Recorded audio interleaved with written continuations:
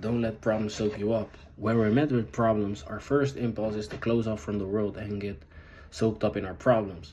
We no longer are social because we can't think beyond our problems. We start looking for quick fixes, quick ways to feel better. The present world provides enough of those distractions. After indulging in those distractions, you will kill your drive. You're less likely to get back to the task because you have run away from it. You're signaling yourself that you need to be scared for the task, scared for the hardship. And to solve problems, we need rest, but not the type of rest that everybody tells you is resting, right? We need active rest, away from the problem, yet not giving up. Active rest is staying productive, walks, stretching, reading books, etc.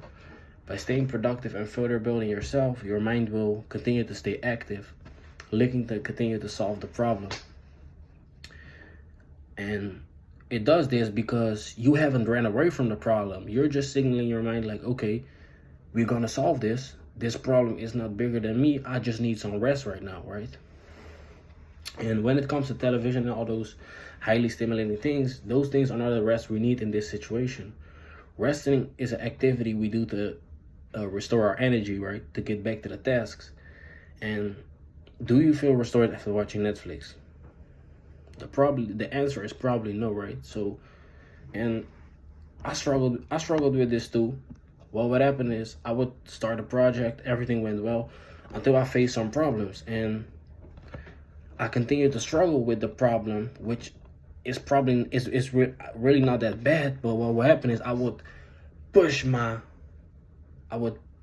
too far, right? So what would happen is eventually I got so fed up with myself because I could no longer carry the emotional weight of the problem, right? I could no longer carry the weight of the emotional problem. What would happen is I would just escape. I would binge eat, beat my meat, right? Until I felt, so I know it sounds wrong, right? But that's what I would do. I would beat my meat, and that leads to like binge eating. Binge eating leads to like more scrolling on stupid apps and things like that, right? So what do you think happened next day?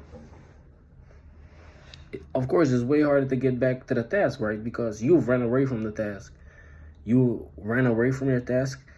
And also, like, you ran away from the task in a moment that was quite wrong to run away from it, because you've did it in the heat of the moment. So what you've done is, now the problem is so big because you were struggling with it yesterday for like hours, and now you're like, nah, man, I don't want to do it no more. It's too hard, right? And that's why people feel the need to escape, because they ignore the first sign to stop.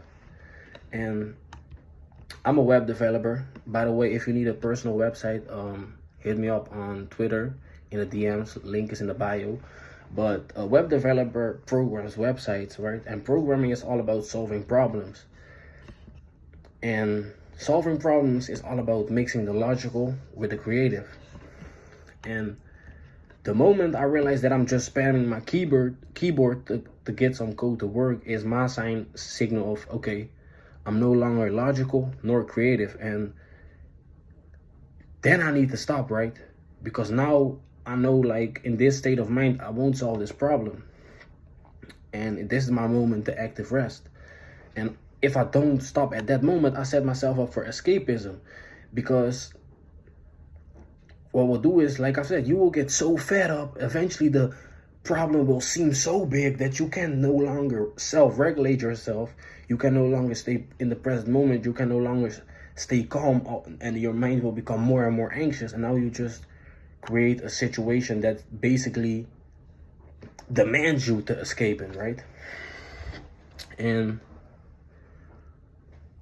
you need to recognize this with yourself. You need to recognize, okay, when do I escape? Like, we all know what I mean with escaping, like, right? We always escape because we can no longer handle the emotional weights that the day presents, or the problems that problems present, right?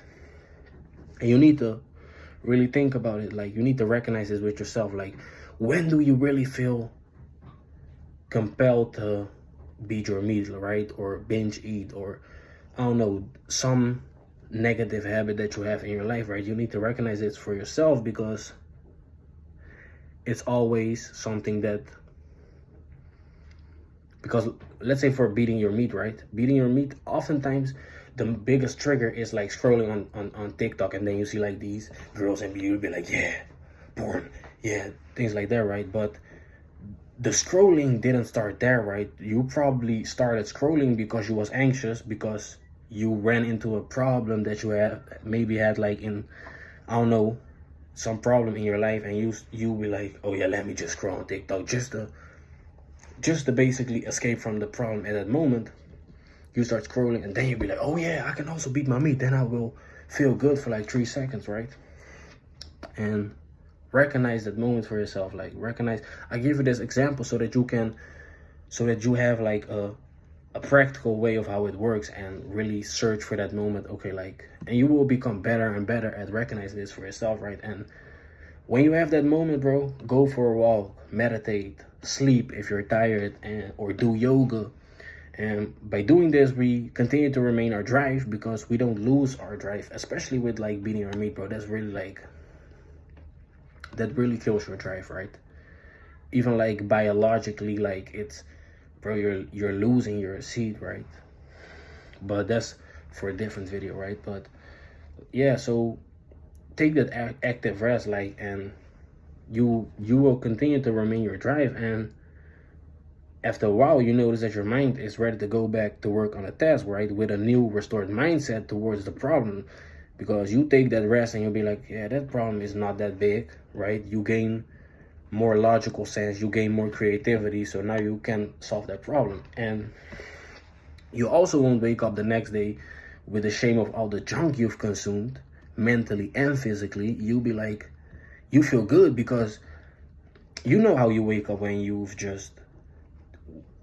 was just like beating your meat in the night, eating all this junk food, even though you know you're supposed to be on like some kind of diet because you're going to the gym and things, right? So you know how that feels. You wake up ashamed of yourself, and you would just feel drained, right? Because you're neglecting your true values. You're neglecting what you want out of life. And like, but the thing with problems, bro, like, problems will never stop. And you need to learn how to gradually live with more and more intensity flowing through your body, because like I've said, problems won't stop. And that's just how it's supposed to feel. You're supposed to live with this, in this state of pressure, like, oh, I need to solve this and this and then. That's just part of life. But you can't let the problems become bigger than you, right? So one thing that also truly helps is nasal breathing, right? Nasal breathing, staying in the, ik ben bezig, mama. So like, what really helps is nasal breathing.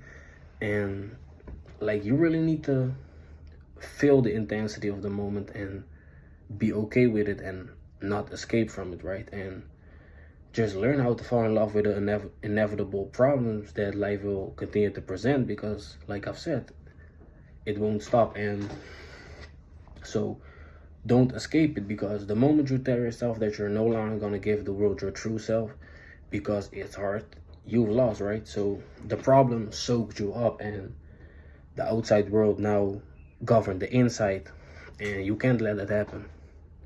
I'm out.